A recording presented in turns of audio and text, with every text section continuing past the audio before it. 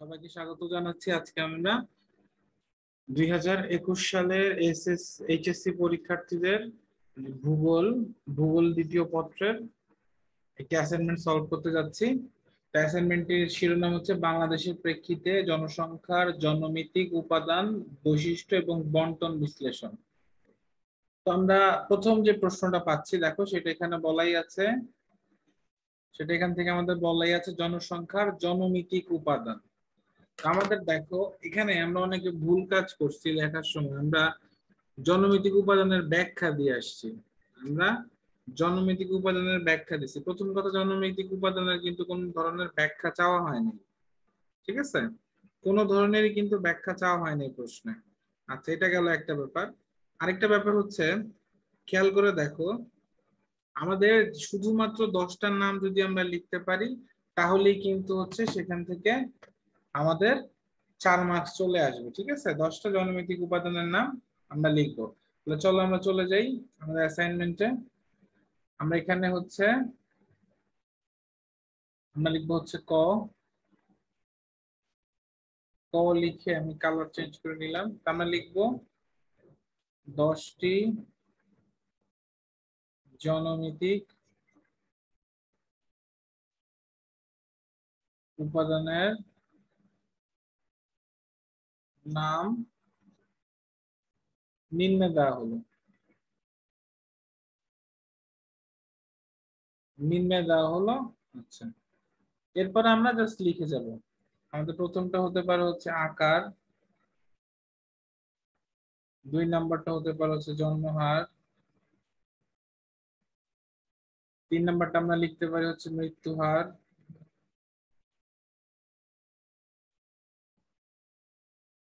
4 নাম্বারটা হচ্ছে ঘনত্ব,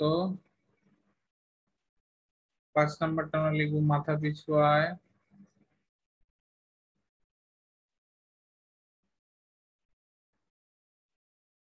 6 নাম্বার আমরা লিখবো হচ্ছে মাথা পিছু ভূমি,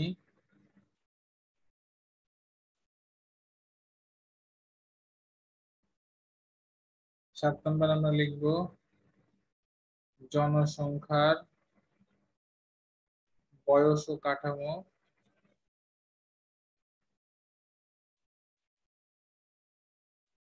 8 নাম্বার আমরা লিখবো নারী পুরুষ অনুপাত,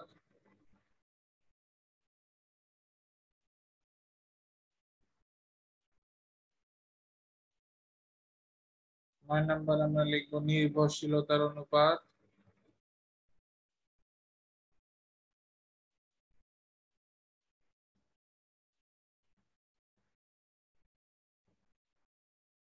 10 নাম্বার আমরা লিখবো হচ্ছে অভিগমন। এরকম 10টা কারণ হচ্ছে আমরা লিখে দিব। 10টা কারণ তো না, 10টা জনমিতিক উপাদানের নাম, আমাদের ফুল মার্কস চলে আসবে। তো এতটুকুই কিন্তু উত্তর, ঠিক আছে? এর বেশি লিখতে গেলে আসলে ঝামেলা, কথা আমাদের বেশি লেখার জায়গা আরো আছে। তো আমাদের পরবর্তী প্রশ্নটা কি, চলো দেখি। আমাদের পরবর্তীটা হচ্ছে বর্তমানে বাংলাদেশের জনমিতিক উপাদান। এখানে একটু আমরা কেয়ারফুল থাকবো যে আমাদের প্রেজেন্ট সিচুয়েশনে বাংলাদেশের জনমিতিক উপাদান কতটুকু বা কেমন, সেটা কিন্তু আমাদেরকে ব্যাখ্যা করতে হবে, ঠিক আছে? তাহলে আমরা এখান থেকে চলে যাব হচ্ছে আমাদের অ্যান্সার স্ক্রিপ্টে। বর্তমানে বাংলাদেশের জনমিতিক উপাদান 5টা বর্ণনা করতে হবে, তবে অবভিয়াসলি উদাহরণ সহ। তো চলো আমরা স্টার্ট করি। আচ্ছা, আমরা ফুল স্লাইড নিয়ে আসছি, আমাদের এটা হবে। আমাদের এখন আগে প্রথমে আমরা একটা কাজ করব। সে কাজটা হচ্ছে জনমিতিক উপাদান কাকে বলে। জনমিতিক উপাদান কাকে বলে এই সংজ্ঞা ডেফিনেশনটা আমরা লিখবো, বা জনমিতিটা আসলে কি আমরা লিখবো খ নাম্বার দিয়ে, যে জনসংখ্যা শব্দটি মানুষের সমষ্টিগত রূপকে প্রকাশ করে। রূপকে প্রকাশ করে। আর এই সমষ্টিগত রূপ কিছু উপাদানের সমন্বয়ে গঠিত যা জ্যামিতিক উপাদান হিসেবে পরিচিত, যা জ্যামিতিক উপাদান হিসেবে পরিচিত। ঠিক আছে। আচ্ছা, এরপরে তোমরা আরেকটা কথা লিখতে পারো, আমি মুখে বলে দিচ্ছি। কোন নির্দিষ্ট জনসংখ্যার বিভিন্ন দিক বা উপাদান পরিমাপ করে উপস্থাপন করাকে জনমিতি বলে এবং এর উপাদানগুলোকেই জনমিতিক উপাদান বলা হয়। শেষ। এতটুকু হচ্ছে আমাদের জনমিতিক উপাদান। ঠিক আছে। তো আমাদের প্রথম জনমিতিক উপাদান হিসেবে আমরা লিখবো হচ্ছে, এটা ক দিব না, এখানে আমাদের আগে স্লাইডে যাব। আমরা এখানে ক দিব না, আমরা দিব হচ্ছে 1 নাম্বার লিখবো। ঠিক আছে। 1 নাম্বার দিয়ে লিখবো হচ্ছে জন্মহার। ইংরেজি লিখতেও পারো, নাও লিখতে পারো। বার্থ রেট, তো আমরা লিখবো জনসংখ্যা পরিবর্তনের প্রধান নিয়ামক হচ্ছে জন্মহার। মানুষের মরণশীলতার কারণে যে শূন্যতা সৃষ্টি হয় তা সন্তান জন্মের মাধ্যমে পূরণ হয়। কোন নির্দিষ্ট একটি বছরে প্রতি হাজার নারীর সন্তান জন্মদানের মোট সংখ্যাকে জন্মহার বলে। সাধারণত 15 থেকে 45 এবং 15 থেকে 49 বছর পর্যন্ত নারীদের প্রজনন ক্ষমতা থাকে। এটা আলাদা হবে, এটা নির্ণয় করা হয় নিম্নোক্ত ভাবে। আমরা পলিসিটা দেখাবো যে কিভাবে আমরা আসলে নির্ণয় করি।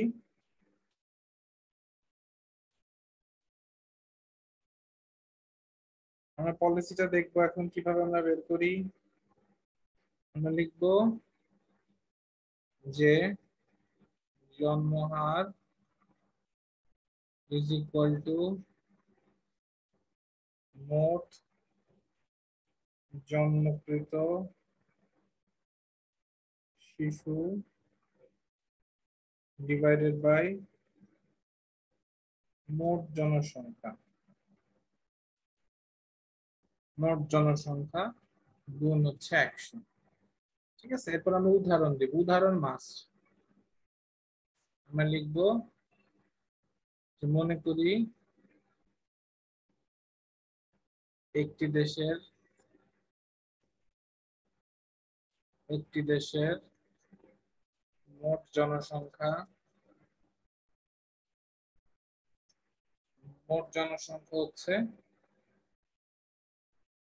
ধরো আমরা দিলাম হচ্ছে 3, 6, 7, 10 লক্ষ জন। ঠিক আছে। 10 লক্ষ জন। তারপর আমরা লিখবো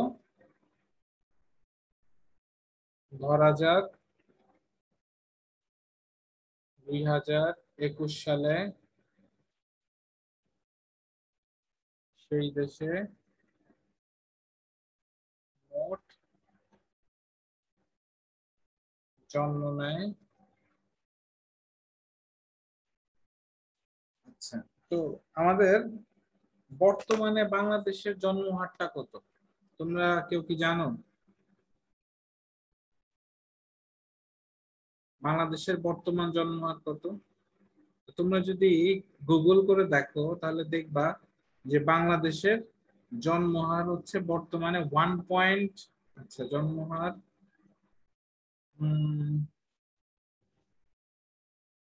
আমি যদি সার্চ দিয়ে দেখি বর্তমান জন্মহার কত, আমি সার্চ দিচ্ছি তোমাদের জন্য।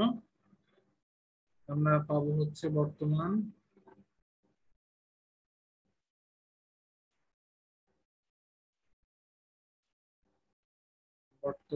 জন্মহার, বাংলাদেশের বর্তমান জন্মহার কত। এখানে দেখা যাচ্ছে বাংলাদেশের যে জনমিতি লেখা, এখানে জন্মহার লেখা আছে 2018 সাল অনুযায়ী 18.3 প্রতি 1000 জনে। প্রতি 1000 জনে হচ্ছে 18.3 বাংলাদেশের জন্মহার। তো যাই হোক, তো আমরা এখন যে কথাটা লিখবো সেটা হচ্ছে একটা ম্যাথ করি। তো মোট জন্ম নেয় ধরো 10,000 শিশু, তাহলে ওই দেশের জন্মহার, আমি জাস্ট একটা উদাহরণ দিচ্ছি, ম্যাথ করে দিচ্ছি। ওই দেশের জন্মহার হবে কত? 10,000 ডিভাইডেড বাই 10,00,000 ইন্টু 100। দেখো তো আমাদের 1 0 2 0 3 0 4 0 5 0, 1 2 3 4 5 কাটা, 6 নাম্বারটাও কাটা, তাহলে আমাদের কত পার্সেন্ট আসছে? আমাদের আসছে 1%। তাহলে ওই দেশে জন্ম হওয়ার কত আসলে 1%। তো এতটুকু হচ্ছে আমরা উদাহরণ দিয়ে লিখবো। দেন আমরা লিখবো এখানে নিচে যে বাংলাদেশের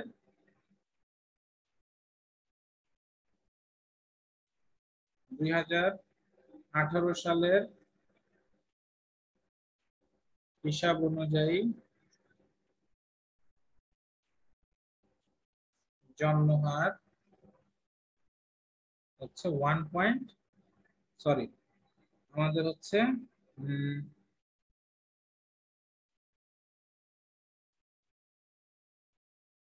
কত লিখা আমাদের নেটে তো অন্য কিছু দেখাচ্ছে, একটু ওয়েট করো। সেখানে লেখা হচ্ছে 18.3 জন প্রতি 1,000 জনে। আমরা এইভাবেই লিখে দিব, যেহেতু গুগল থেকে আমরা ইনফোটা পেলাম। তাহলে দেখো খুব সুন্দরভাবে কিন্তু জন্ম হওয়ার ব্যাপারটা আমরা ক্লিয়ার হয়েছে, ঠিক আছে। ঠিক একইভাবে আমরা 2 নাম্বার দিব। 2 নাম্বার দিয়ে লিখবো হচ্ছে মৃত্যু হার। মরণশীলতা মানুষের স্বাভাবিক ধর্ম, কিন্তু জন্মের অপেক্ষা মৃত্যু হার কম হলে জনসংখ্যা বাড়ে। মরণশীলতা বহুল প্রচলিত হচ্ছে স্থূল মৃত্যু হার বা সিবিআর প্রসেস। নির্দিষ্ট কোনো বছরে মোট সংখ্যাকে জনসংখ্যা দিয়ে ভাগ করলে স্থূল মৃত্যু হার পাওয়া যায়। স্থূল মৃত্যু হার বের করা হয় হচ্ছে নিম্নোক্ত ভাবে। সূত্রটা কি? আমরা লিখবো মৃত্যু হার, এখান থেকে ধরো আমরা লিখবো মোট মৃত্যু বরণকৃত শিশু ডিভাইডেড বাই মোট জনসংখ্যা ইন্টু কত হবে বলতো? ইন্টু হবে হচ্ছে 100। তাহলে আমরা একটা উদাহরণ দিব সেম একই ভাবে, যে আগে যেরকম দিয়ে আসছি। যদি কোনো দেশের জনসংখ্যা হয়, আমরা লিখবো জনসংখ্যা হয় 10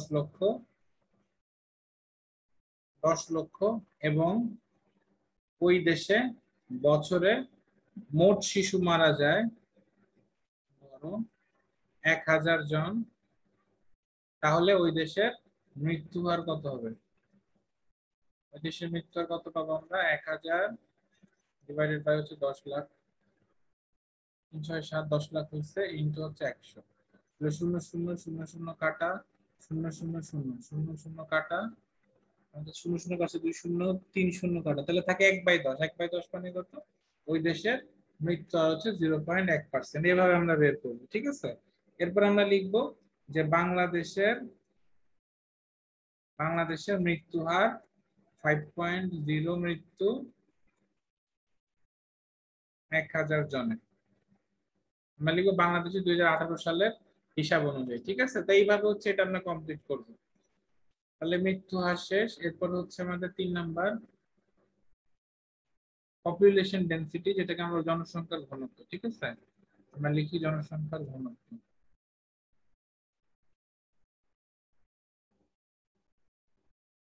জনসংখ্যার ঘনত্ব কত নির্দিষ্ট এলাকার জীবন্ত প্রাণীর ক্ষেত্রে। তা আমরা এই বাংলাদেশের প্যারাটা লেখার আগে আমরা আরো কিছু কথা লিখবো, ব্যবহৃত হয়। এরপর আমরা লিখবো যে ঘনত্ব সমান মোট আয়তন, মোট জনসংখ্যা ডিভাইডেড বাই হচ্ছে মোট আয়তন ইন্টু 100, ঠিক আছে, পার্সেন্টেজ। তাহলে এরপর হচ্ছে আমরা উদাহরণ দিব। আমরা মনে করি কোন একটি দেশের জনসংখ্যা 10 লক্ষ, ওই দেশের আয়তন আমরা তবে লিখলাম 1 লক্ষ। ওই দেশের আয়তন হচ্ছে 1 লক্ষ, তাহলে ওই দেশের ঘনত্ব কত হবে বলতো? জনসংখ্যার ঘনত্ব আমরা লিখবো হচ্ছে মোট জনসংখ্যা 10 লাখ, 3 6 7, আর হচ্ছে এটা হচ্ছে 1 লাখ ইন্টু হচ্ছে 100। দেখো 5 শূন্য নিচের 5 শূন্য উপরের কাটা, তাহলে আছে কত 10 গুণ 100, তাহলে আমরা লিখবো 1000 জন হচ্ছে ঘনত্ব। অর্থাৎ আমাদের এখানে ঘনত্ব আসছে হচ্ছে 1000 জন, শতকরা ঘনত্ব 1000 জন। এরপরে হচ্ছে আমরা আমরা এখানে লিখতে পারবো যে আমাদের প্রতি বর্গ কিলোমিটার ওই দেশে 1000 জন বসবাস করে, ঠিক আছে। এরপর আমরা লিখবো হচ্ছে আমাদের দেশের অবস্থা। বাংলাদেশের জনসংখ্যা বিবিএস পরিসংখ্যান ব্যুরো অনুযায়ী 16,57,00,000। এখানে জনসংখ্যার ঘনত্ব প্রতি বর্গ কিলোমিটার এতজন, যা সারা পৃথিবীতে সর্বোচ্চ। এখানে জনসংখ্যা বৃদ্ধির হার 1.33। তাহলে আমাদের তিনটে উপাদান কিন্তু শেষ। আমাদের চতুর্থ উপাদান হচ্ছে পার ক্যাপিটা ইনকাম, যেটা হচ্ছে মাথা পিছু আয়। মাথা পিছু আয় লিখে আমরা হচ্ছে স্টার্ট করবো। এটা হচ্ছে মাথা পিছু আয় বলতে বোঝায় কোন দেশে মোট আয়কে জনপ্রতি ভাগ করে দিলে যা হয় তাকে, আচ্ছা, জনগণের সর্বমোট ব্যক্তিগত আয়কে মোট জনসংখ্যার ভাগ করলে মাথা পিছু আয় পাওয়া যায়। সাধারণত মাথা পিছু আয়কে টাকা প্রতি বছর এককে প্রকাশ করা হয়, ঠিক আছে। আমাদের দেশে কিন্তু বর্তমানে কয়দিন আগে দেখবা আমাদের মন্ত্রিসভা থেকে বলা হয়েছে যে দেশের মাথা পিছু আয় কিন্তু বেড়ে গেছে। দেশের মাথা পিছু আয় কিন্তু বেড়ে গেছে, সেটা আমরা পরে লিখবো, ঠিক আছে। আমরা একটা উদাহরণ দিই। আমরা উদাহরণ দিব যে কোন দেশের ধরো মোট আয় আমরা দিলাম হচ্ছে, আচ্ছা প্রথমে আগে লিখে নিব যে আমাদের মাথা পিছু আয় মানে কি। মাথা পিছু আয় মানে কি, এটা অবশ্যই এইটার পরে হচ্ছে অতএবটা দিয়ে লিখবো। মাথা পিছু আয় মানে হচ্ছে মোট জাতীয় উৎপাদন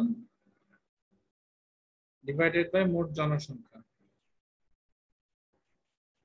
তাহলে আমরা যদি ধরি ওই দেশের হিসাব অনুযায়ী, যে মনে করে একটি দেশের জনসংখ্যা হচ্ছে 10 লক্ষ, একটি দেশের জনসংখ্যা হচ্ছে 10 লক্ষ এবং ওই দেশের মোট জাতীয় উপাদান হচ্ছে, ওই দেশের মোট জাতীয় উপাদান হচ্ছে কত ধরা যায়, ধরলাম 1 কোটি, 1 কোটি মার্কিন ডলার। ওই দেশের মোট জাতীয় উৎপাদন হচ্ছে 1 কোটি মার্কিন ডলার। অতএব মাথা পিছু আয় কত হবে দেখো তো, ওই দেশের মাথা পিছু আয় কত হবে। মাথা পিছু আয় হবে হচ্ছে মোট জাতীয় ইনকাম কত 1 কোটি। 1 কোটি কেমনে লেখে, একের পরে এবার 0.7টা 3 6 7 8 আর হচ্ছে 10 লক্ষ। 10 লক্ষ কেমনে কেমনে লিখি 3 6 7, দেন হচ্ছে 100। তাহলে দেখো এখানে 7 শূন্য, এখানে 7 শূন্যের সাথে কাটাকাটি, সরি 6 শূন্য 6 শূন্যের সাথে কাটাকাটি, এরপর থাকে 10 আর 100 গুণ করলে কত, 1000 মার্কিন ডলার। তাহলে আমরা ওই দেশে বলতে পারবো ওই দেশে মাথা পিছু আয় হচ্ছে 1000 মার্কিন ডলার।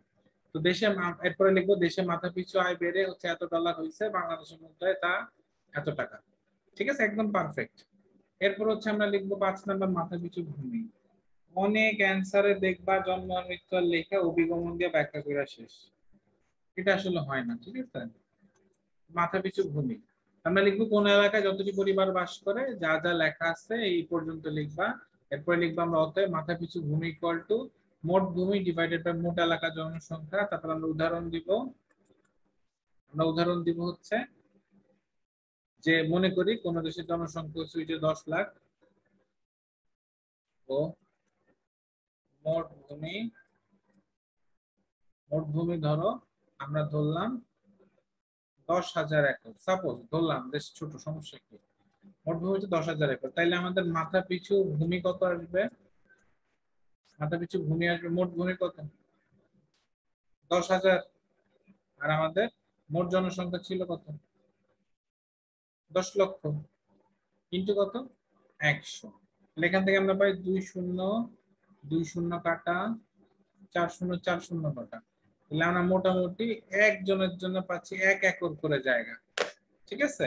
তাহলে প্রত্যেকটা মানুষ ওই এলাকার কত পাবে, মোট 1 একর করে জায়গা পাবে, এটা যাতে মাথায় থাকে। ওকে, প্রত্যেকটা মানুষ হচ্ছে 1 একর করে এখান থেকে জায়গা পাবে। এবার আমরা দেখব যে বাংলাদেশে বর্তমান মাথা পিছু ভূমির পরিমাণটা আসলে কত। বর্তমান মাথা পিছু ভূমি বা জমি যেটাই বলো, ভূমির পরিমাণটা আসলে কত। আমরা এখন লিখব যে বর্তমানে, এখানে লিখবো যে বাংলাদেশের মাথা পিছু জমির পরিমাণ 14 ডেসিমেল। আমরা এইভাবে লিখে দেবো 14 ডেসিমেল। ঠিক আছে, তো এটাই আর কি অবস্থা। আমরা এইভাবে 5টা জনমিতিক উপাদানের উদাহরণও দিলাম, বাংলাদেশের ক্ষেত্রে বর্তমানে কথা একদম ব্যাখ্যা করলাম। এইভাবে যদি লেখো, হুদাই দুনিয়ার কথা না লিখে, তাহলে কিন্তু তোমরা ফুল মার্কস পাবা। আচ্ছা, এর পরবর্তী প্রশ্ন চলে যায়। এর পরবর্তী প্রশ্নগুলো আমি তোমাদেরকে জাস্ট দেখাই দিব। এরপরে বলছি জনসংখ্যার অভিগমনের কারণ ও প্রভাব। অভিগমনের 4টা আকর্ষণ এবং বিকর্ষণ জনিত কারণ। অনেকে কি ভাবছে 4টা আকর্ষণ দেওয়া লাগবে, 4টা বিকর্ষণ দেওয়া লাগবে। ব্যাপারটা আসলে এমন না। আকর্ষণ ও বিকর্ষণ জনিত কারণ তোমাকে টোটাল 4টা লিখতে হবে। ঠিক আছে, এবং 4টা প্রভাব তোমাকে উল্লেখ করতে হবে। যদি উল্লেখ করো তাহলে তুমি এখানে অবশ্যই ফুল মার্কস পাবা। তাহলে চলো আমরা চলে যাই আমাদের অ্যান্সারে। আমরা আমাদের অ্যান্সারে চলে যাই। একটু ওয়েট করি।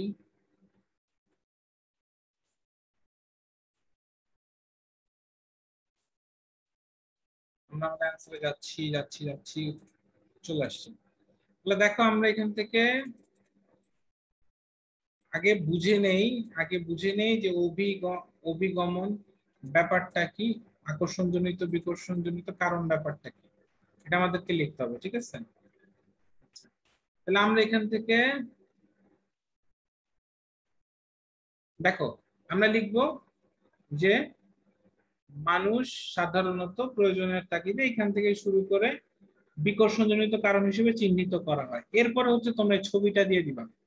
এই ছবিটা দিলে তোমাদের জন্য একটা পজিটিভ মার্কিং থাকবে। ঠিক আছে, আচ্ছা, তো এইটুকু লিখে ছবিটা দিবা। ছবিটা দিয়ে এখান থেকে যে 4টা কারণ আছে, প্রথম 4টা কারণ তুমি এখান থেকে লিখে দিবা, বা এখানে তোমাদের আরো কারণ আছে, তোমরা চাইলে পিক আপ করতে পারো।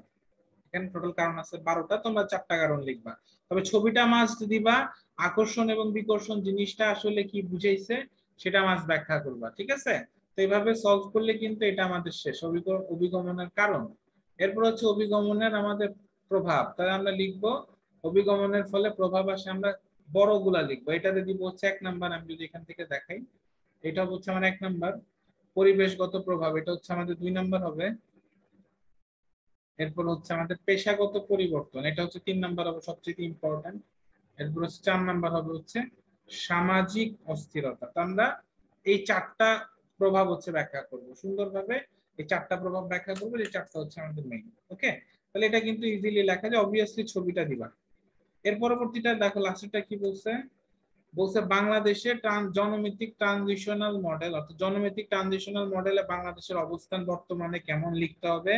লেখার পরে জনসংখ্যার 3টা বসতি অঞ্চলের জেলা ভিত্তিক বন্টন তোমাকে উল্লেখ করতে হবে। চলো আমরা লিখি 3টা বসতি অঞ্চলের জেলা ভিত্তিক বন্টন। আচ্ছা, তাহলে কোন জেলাগুলা 3টা বসতি অঞ্চলে আলাদাভাবে কিভাবে আছে তোমাদের দেখাইতে হবে। অ্যান্সার রেডি আছে, আমাদের সমস্যা নেই। আমরা এখান থেকে স্টার্ট করব যে জনসংখ্যার দিক থেকে বিশ্ব অবস্থান। এরপরে ছকটা তো মাস দেওয়াই লাগবে তোমারে। এরপরে তোমরা এই পর্যন্ত লিখবা। এটা ট্রানজিশনাল মডেল। ঠিক আছে, এটা রিডিং করলেই বুঝবা, আহামরি কিছু নাই, খুব সহজ। বাট এরপরে যেটা আমাদেরকে করা লাগতেছে সেটা আমাদের বুঝতে হবে যে বসতি অঞ্চলগুলোতে কোন কোন জেলা আসছে, সেই জেলাগুলো আমাদেরকে ব্যাখ্যা করতে হবে। ঠিক আছে, এরপর আমরা এখান থেকে শুরু করব। জনসংখ্যার বন্টন এই পর্যন্ত। এরপরে আমরা ডিরেক্ট 3টা অঞ্চলের কথা বলবো। ঠিক আছে, ডিরেক্ট আমরা 3টা অঞ্চলের কথা বলবো। কোনো আর কিছু না, আমরা লিখবো অতি নিবিড় বসতি অঞ্চল। এরপর রাজধানী ঢাকা থেকে আমরা জনসংখ্যার ঘনত্ব কম। দেখো আমরা এখানে অনেকগুলা এরিয়া উল্লেখ করছি, সাভার, ধামরাই, দোহার, মোহাম্মদপুর, তারপর কোতোয়ালি থানা, ঢাকা জেলা, তারপর তেজগাঁও। দেখছো অনেকগুলো অঞ্চল কিন্তু আমরা এখানে উল্লেখ করছি। তাহলে আমাদের এটা অতি নিবিড় বসতি অঞ্চল। এইভাবে আমরা দিতে পারি ব্যাখ্যাটা। এরপরে যদি তোমাদের এটা শেষ যদি মনে হয় যেটা দিব না, সমস্যা নেই, না দিও।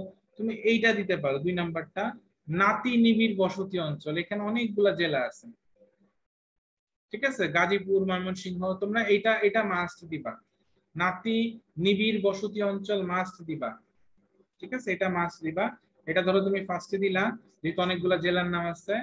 এরপর হচ্ছে দেখো নাতি বিরল বসতি অঞ্চল, এটাতে দিবা হচ্ছে সেকেন্ড।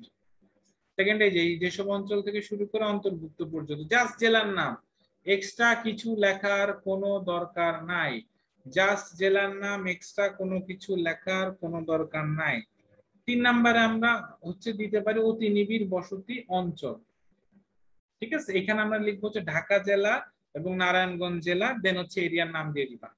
অতি নিবিড় বসতি অঞ্চল হচ্ছে ঢাকা জেলা এবং নারায়ণগঞ্জ জেলা, এইভাবে লিখে জাস্ট ইনফো গুলা দিয়ে দিবা। তাহলে কিন্তু আমাদের 3টা অঞ্চলের বন্টন শেষ। সো ভালো থাকো সবাই, এটাই ছিল আমাদের অ্যাসাইনমেন্ট। নেক্সট অ্যাসাইনমেন্টে ইনশাআল্লাহ কথা হবে। টিল দেন সুস্থ থাকো, সবার জন্য শুভকামনা রইল। আল্লাহ হাফেজ।